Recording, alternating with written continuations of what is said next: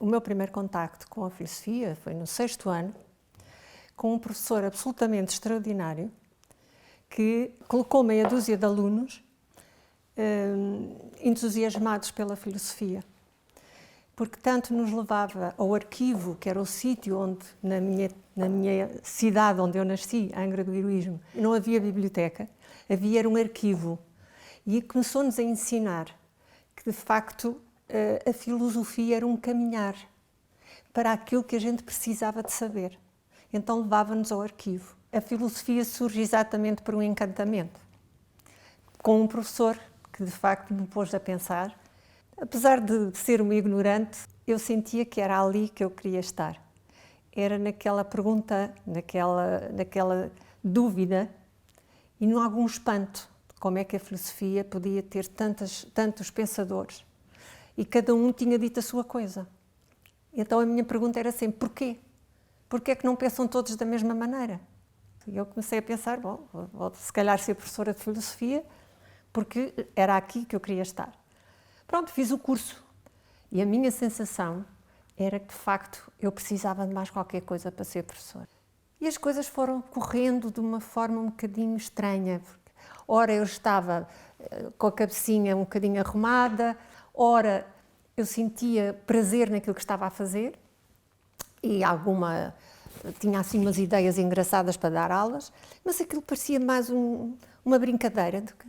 Eu preciso mais de qualquer coisa, não sei o quê, mas eu não sei. Nos dias que estou inspirada, dou umas aulas que gosto, mas nos dias em que não estou inspirada, isto é uma porcaria, não me sentia nada realizada. Mas fui insistindo a ver se havia alguma coisa que me surgisse para eu começar. Livros de pedagogia, eu não percebia um terço de todos aqueles pedagogos com as suas teorias outra vez. Eu estava a sair da filosofia para entrar na pedagogia. Eis-se não quando, preciso de um livro e vou à Sociedade Portuguesa de Filosofia. Uma senhora interpela e pergunta, vem à formação, vem. E eu não sabia do que ela estava a falar e disse, não, vem buscar um livro. Ah, mas venha. Pronto. Subi, entrei numa sala e à minha frente estava um senhor que se chamava Matthew Lipman. Comecei a ouvir o que é que se estava a passar e fiquei. Quando desço a escada, a sensação que eu tenho é que, de facto, eu tinha descoberto uma estratégia para poder dar as aulas que eu achava que queria dar. Ensinar é, de facto, provocar. E falou de um programa, falou da filosofia para crianças. Eu fiquei espantada e disse, isto é a estratégia. Afinal, eu não tinha uma técnica. Isto é uma técnica. Foi assim que eu venho parar ao Valsacina, tão entusiasmada com o programa de Lipman, que a primeira coisa que lhe disse foi que gostava de fazer filosofia para crianças se ele me permitia. A resposta dele, filosofia das crianças? Quer fazer? Faça! Eu disse, então eu posso começar nos 4 anos? Pode começar nos 4 anos. Isto foi realmente a melhor coisa que me podia ter acontecido, foi encontrar um pedagogo como diretor de um colégio. E que me abriu todas as possibilidades e ainda estou entusiasmada com a filosofia. Tive a sorte do Dr. Federico. Na altura eu disse-lhe que gostava que isto ficasse no currículo da escola. Foi a primeira escola, o primeiro colégio português que introduziu a filosofia para crianças na primária, logo. E, de facto, foi aqui que eu comecei a desenvolver este projeto, a realizá-lo nas turmas primeiro dos meninos mais pequeninos. Comecei com 4 anos, muito assustada, porque não sabia se alguma vez eu sabia falar com crianças, mas ia sempre buscar a ideia do Lipman. Deixo-os falar, não falo para eles, falo com eles. E a partir daqui eu comecei a fazer realmente a filosofia para crianças, com uma consciência de que havia muita coisa para aprender, mas que na essência eu já tinha aquilo que o Lipman pensou, que era, já tinha a capacidade de provocar os alunos, provocá-los, ajudá-los. E o que é que me satisfazia mais? Era quando eu começava a ler uma história, que é um princípio, no fundo, sempre, que rege a filosofia para crianças é Era uma vez. E os olhos ficavam dos meninos presos no Era uma vez, e depois de explotar a pergunta, porque a coisa mais simples para pôr uma criança a pensar é dizer: pensa para a tua cabeça. Ela rapidamente começa a querer. E como é pensar sobre a sua cabeça? É de facto fazer-se a pergunta que tu queres saber. E tudo isto enchia quadros de perguntas. E assim se começava a desenvolver em torno da pergunta um diálogo. E esse diálogo é que de facto fez a diferença em todas as minhas aulas. Ser capaz de transformar um pensamento e de ser capaz de estar com outros em diálogo requer competências muito, muito especiais. E a primeira de todas que eu ensinei e que percebi que era a mais importante era aprender a ouvir. O primeiro ponto central nas aulas de filosofia para crianças era ouvir e pedir para falar. E essa relação entre o espanto e a pergunta é que desenvolve aquilo que nós chamamos a capacidade de pensar. Sem isso, é difícil realmente incutir um programa com a dificuldade que uma criança, pensamos sempre que a criança tem algumas dificuldades em pensar, mas se quisermos da forma mais simples pô-las entusiasmadas a pensar, isso foi o que eu descobri. É só dizer: pensa para a tua cabeça. Não é preciso ensinar porque elas já pensam. Só que precisam às vezes é de pensar melhor, de raciocinar melhor. E esse diálogo e essa composição acaba por constituir a base de quando nós falamos da filosofia para crianças, falamos exatamente disso. Falamos desta capacidade de não só nos espantarmos, da criança estar sempre no espanto, mas também traduzir esse espanto, transformá-lo em pergunta e a partir daí desenvolver de facto o diálogo com outros. E é essa comunidade que foi criada, que Lippmann falou tantas vezes, para que a sala de aula pudesse transformar-se num espaço onde os alunos pensam em voz alta, pensam perguntando, pensam argumentando, pensam interagindo. Tudo isto representa as habilidades reflexivas. E é isso que, de facto, cada vez mais, se pretende que os alunos tenham essa capacidade de refletir. Mas para refletir é preciso exercitar. E esse exercício é o exercício do diálogo. Porque se pensarmos que as crianças sozinhas, elas têm ideias, elas falam disto, daquilo, das histórias, mas é diferente contar uma história de argumentar acerca do que a história nos conduz. E essa realmente é aquilo que os professores sentem necessidade de ter alunos reflexivos, mas isso não se faz por acaso. Isso não acontece por acaso. A filosofia para crianças é um projeto educativo. 2. A filosofia para crianças é um programa. Com as histórias, E, fundamentalmente, também é uma filosofia de educação. De facto, era necessário fazer uma mudança na educação. E essa mudança passava pelos professores. E o professor do programa de filosofia para crianças tem que ser realmente um dinamizador. E tem que ser um provocador. E é isto que o Lippmann quer alterar. Tem que ser ao contrário. Quem pergunta é o aluno, mas o que é que vamos fazer com essas perguntas das crianças? O que é preciso fazer? E a questão que se coloca é: será que a criança, quando pergunta, precisa de um interlocutor? Quando ela pergunta, está simplesmente à procura de uma resposta? Ou ela quer dialogar, ou ela quer realmente dizer o que sente?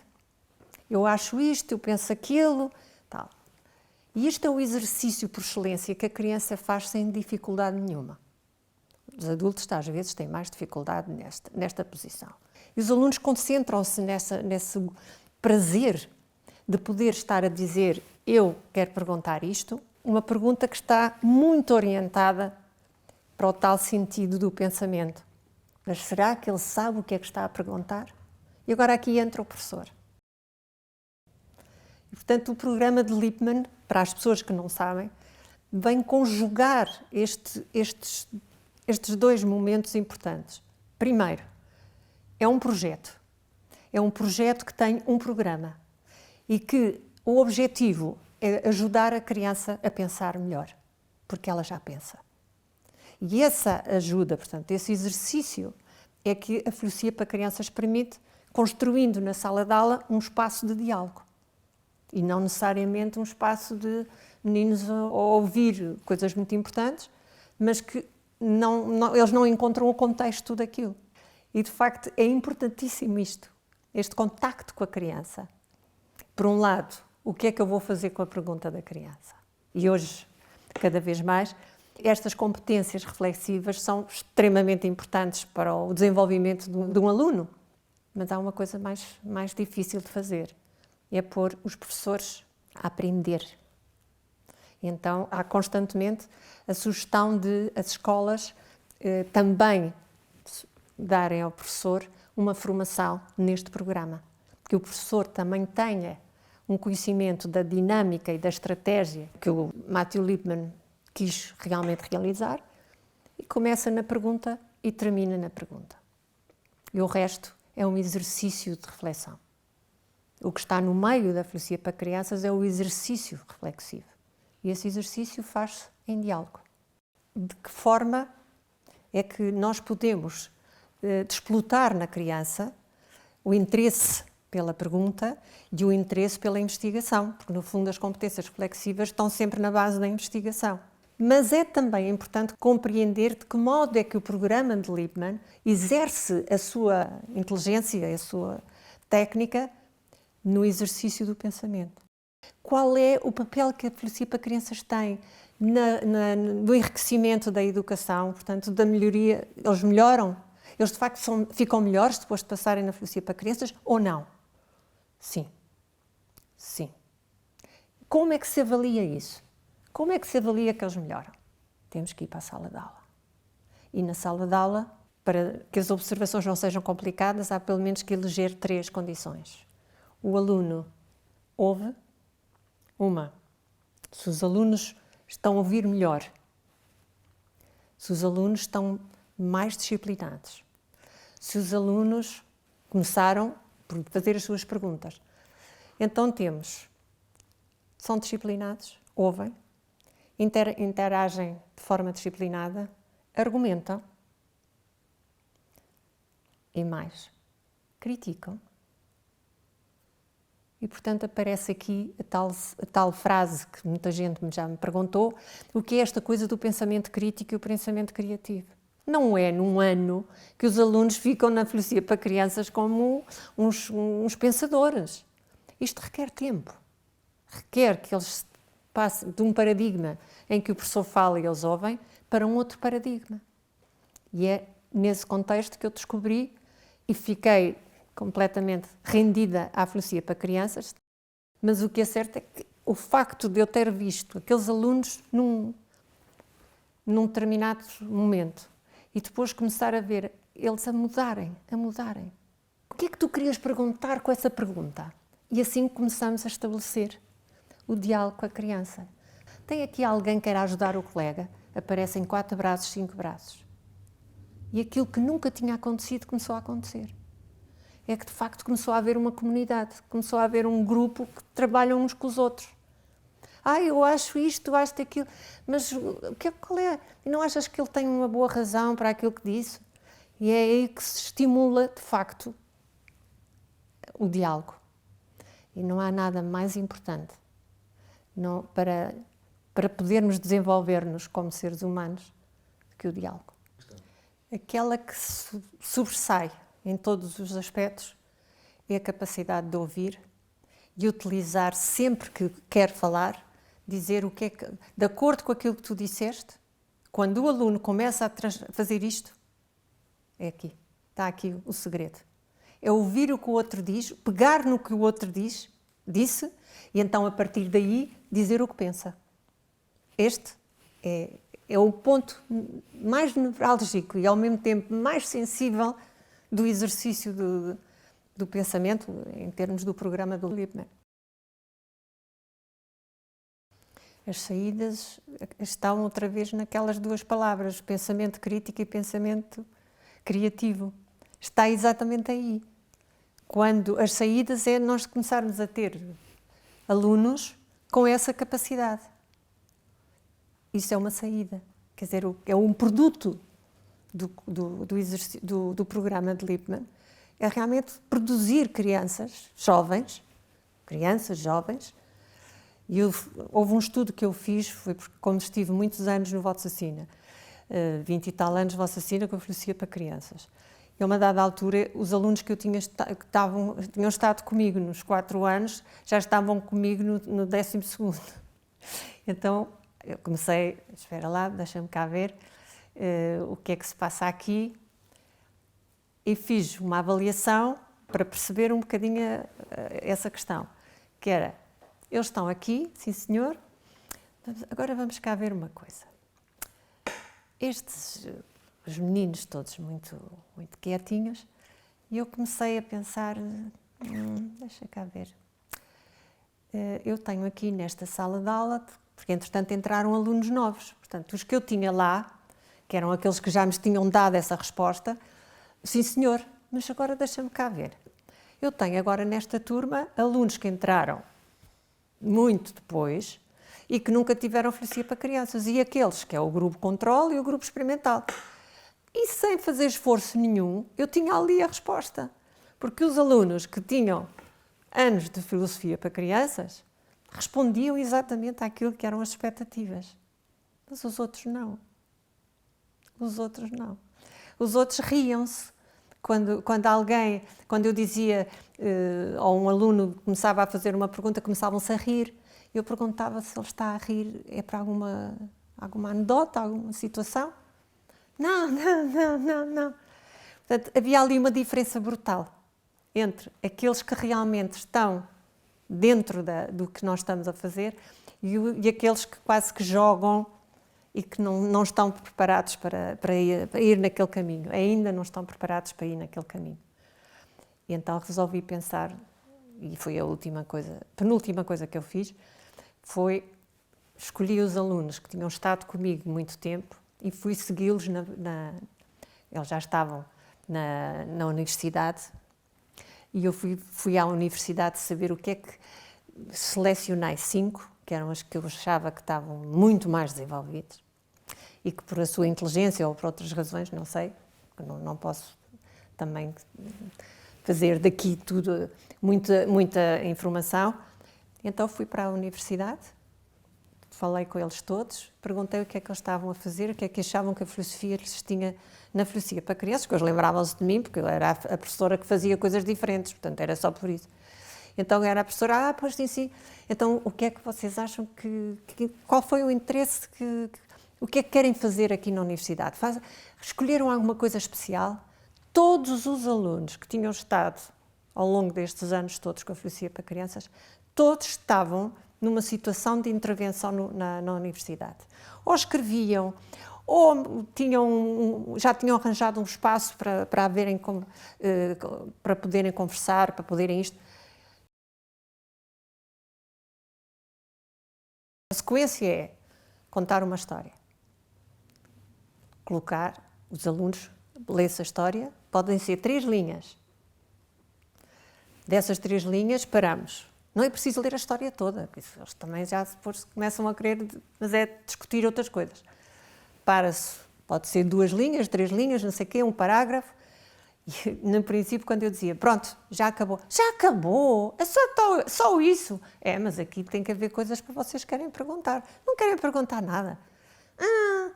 Lê mais um bocadinho. Não. Agora é com estas... Mas eu vou ler outra vez. Se calhar não ouviram bem. E o sistema era, não ouviram bem, então vou ouvir outra vez. E lia mais uma vez, até que havia um que dizia, pois, então pronto. E esse lance começava a discussão, porque ele já disse, então o outro também quer dizer, e por tudo isto é empático. Contra isto não há nada a fazer, é de facto colocá-los sempre num contexto. Não se pensa assim por acaso. Pensa-se porque existe um contexto, existe uma história. E isso, nas crianças, é uma coisa tão simples que os adultos às vezes complicam. Mas que eles não complicam. Eles põem tudo muito claro. Pois, ela é maluca. Não, então porquê é que não sei o quê? Porquê é que ela não disse isto e não disse aquilo? Espanto meu. Isto ia melhorando devagarzinho. Em sessões que eu fiz de formação de professores, eu encontrei professores interessantíssimos, mas que a primeira coisa que eu dizia, querem fazer alguma pergunta, tinha um silêncio que era assustador, porque nas crianças nunca há silêncio. Não é? Há sempre um que diz uma coisa qualquer e os outros tinham um silêncio. E eu disse, pois, se querem fazer alguma pergunta, que tipo de pergunta? Disse, pronto. Mas há um tipo para perguntas? Aquilo que lhe interessar saber. São muito mais difíceis, porque a resistência é brutal. Tem, de facto, muita força sobre escrever a pergunta do aluno com o seu nome. Depois volta-se a ler as perguntas todas e pergunta-se qual é daquelas perguntas, quem é que quer discutir a pergunta A, B, C ou D. E aí começa realmente a comunidade a discutir. Olha, eu acho esta pergunta, não sei o quê, mas o que é que quer melhorar aqui na pergunta? Acha que podia melhorar? Sim, em vez de dizer que ele é tonto, podia dizer que ele tinha um problema. Pois isso é mais sofisticado, mas não é bem isso que eu estou a pedir. Não, como é que mudava esta pergunta? Alguém ajuda. E aí começa outra vez a ajuda. Alguém ajuda. Portanto, eles, na sala de aula, eles estão sempre em comunidade. E sem essa comunidade também não faz muito mais sentido. Portanto, temos estas três fases. A fase de leitura, a fase de pergunta e depois a fase da discussão em torno da pergunta. Pois, isso agora pode-se complicar um bocadinho ou não, ou simplificar. Mas a questão é sempre esta dinâmica. E isso é que é tal, que eu comecei por dizer, que eu disse, era isto que eu não tinha. Eu não sabia esta técnica. Eu não sabia, de facto, articular as coisas com esta técnica. Como é que uma boa pergunta pode ser uma resposta? Se a pergunta tiver... É isso mesmo. Se a pergunta não... Quando nós perguntamos, dizemos porquê, como, o que.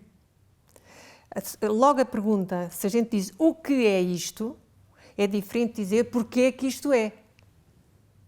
O que é não é a mesma coisa porque é que é. Então, se o aluno começa a ter este volume de questões e começa a perguntar como, o que, é evidente que ele já está a fugir um bocadinho à reflexão da pergunta inicial. Portanto, o que interessa é que essa pergunta seja o que, o como, o tal, mas que essa pergunta ele não precisa de resposta. Isto é uma das coisas que os filósofos, os alunos de filosofia para crianças tinham já essa consciência. Percebia-se isso quando nós dizemos que tens uma pergunta, sim, mas depois, quando começava a discussão, havia tendência para fazer mais perguntas e mais perguntas. Então, como é que esse volume de perguntas pode ser a solução para uma capacidade de pensar? Aqui tem que surgir, de facto, a seleção. Tem que se escolher as perguntas que são as mais importantes para aqueles que formulam. E, quando a formulam, a partir dos alunos querem um bocadinho as respostas. Mas será que é importante que as respostas sejam dadas pelos pais ou pelos professores? Em que medida é que isso é mais importante? As respostas.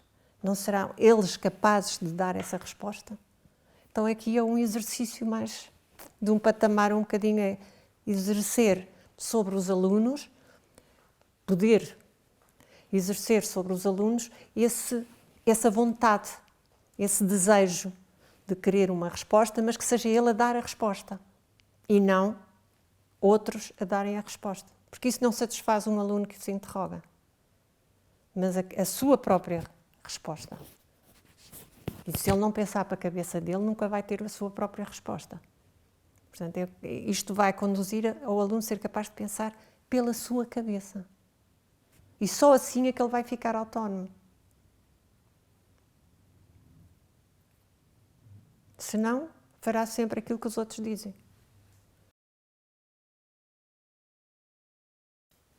Há vários tratamentos para uma pergunta. Podemos tratá-la de maneira diferente. Não há um padrão absolutamente rígido, isso não. Porque depende quando o aluno diz, eu quero saber isto por isto. Portanto, já ele está a formular uma pergunta com outra pergunta. Eu quero saber isto por causa de. Portanto, ele está a dar uma justificação da sua pergunta. Está a dar a resposta à sua pergunta. Ele está a dar a resposta. Não é uma resposta, se calhar, muito científica, mas é uma resposta. Ele já está a pensar sobre o seu pensamento. E, portanto, esta volta é fundamental. São duas linhas completamente paralelas. Ou ele assume a sua pergunta e, assumindo a sua pergunta, acaba por voltar a pensar sobre aquilo que pensou. E, portanto, é um exercício, quase podemos chamar-lhe intelectual. Portanto, é pensar sobre aquilo que pensa. É um exercício difícil. Mas, se o aluno está interessado nisso, ele quer não só ser ele a resposta para a sua pergunta, como quer também articular essa pergunta com outras perguntas. Porque ele nunca está a perguntar sozinho, ele está numa comunidade, ele está num grupo. Se for o aluno a dar a sua própria resposta, no fundo, ele fechou o ciclo. Ele perguntou e deu a resposta à sua pergunta. Mas a maior parte das vezes aqui é que começa um problema. É que ele começa a querer falar sobre a razão por que perguntou aquilo e, portanto, vai à procura das razões para dizer eu quero saber isto por isto e por isto e por isto. Lá disse, como há bocadinho disse, é de facto uma forma de voltar ao princípio, mas é ao mesmo tempo enriquecedora, porque ele já está a pensar sobre o seu pensamento. Portanto, já estamos aqui numa linha bastante exigente, se for o aluno. Mas a questão toda da nossa educação não é essa. É que os alunos muitas vezes perguntam para que outros respondam. E onde é que ele está? Quem são esses outros? São os professores, os papás, as mamás. Isso é outra forma de lidar com a pergunta. Não tem já a ver com Lippmann. Que o Lippmann quer este cozinhado, quer dizer, quer este encontro do aluno com a sua pergunta e com a resposta à sua pergunta. Agora, onde é que isto termina? Quando está satisfeito? Quando já não tem com quem falar? Quando já se despediu de pensar? Haverá aí um ponto de quebra? Isso eu nunca observei. Uma coisa é o aluno sentir que sim senhor, que tem uma pergunta para fazer, 1, 2, 3, 4. Outra coisa é o professor, que é sempre um dinamizador, ajudá-lo a pensar sobre aquilo que ele está a perguntar. E outra coisa ainda é ele não só querer perguntar, mas querer perguntar porque pergunta. O que é que o faz perguntar? Dúvida. Voltamos outra vez à dúvida. Porque ele duvida daquilo que pensa. Não, que ele duvida da sua resposta, tem que recorrer a outros elementos. E só aí é que ele pode ficar tranquilo dentro da sua atividade mental. Pessoas são boas. Isso acaba por ser uma traição àquilo que eles aprenderam. Acaba por ser algo que em vez de eles cada vez crescerem mais no sentido do seu pensamento e terem mais capacidade de, lá está, de criar novas situações, então estamos a chocar com o aluno a dizer ao meu amigo, mas se quiseres passar tem que ser assim, assim, assim. Tu não podes fazer perguntas ao professor, tu tens é que saber responder àquilo que o professor te pergunta, ou àquilo que está aqui para tu passares ou para tu chumbares.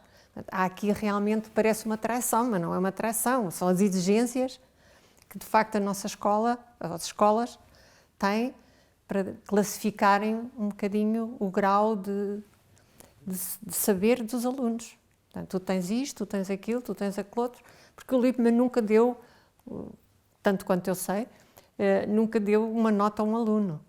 Ele dizia sempre, quando assisti em vários grupos, que ele queria ver as pessoas a fazerem uma aula de filosofia para crianças e normalmente no fim falava com a pessoa e dizia, continuo por este caminho ou por aquele. Um dia também perguntei, ele nunca me chamou. Pronto, se calhar é porque eu não fiz ainda nada. A tendência que as pessoas têm, mesmo já adultas e não sei o quê, é dizer, se ele não me disse nada, então é porque... Pronto, mas eu não tinha sequer nem sequer capacidade de chegar ao pé dele e dizer assim, então nunca me diz nada, eu também já fiz isto e aquilo, à frente dele. Mas não fui capaz sequer de perguntar. Uma má pergunta é uma pergunta que não tem saída, que não tem mesmo. É a história do como é que a gente diz, anda à roda. É uma pergunta que no fundo não traz nenhuma expressão. Uma má pergunta, deixa-me cá ver. Uma má pergunta pode ser porque ela inclui elementos que são falsos, que não existem sequer. Isso pode ser uma má pergunta. Perguntar, porquê é que não existe um mundo todo perfeito? Isso é uma má pergunta ou uma boa pergunta?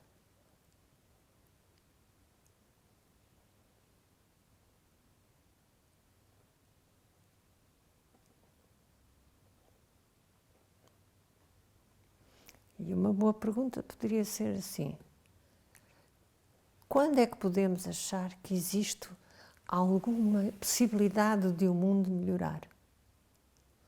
É na possibilidade. A má pergunta não dá possibilidades. A outra dá.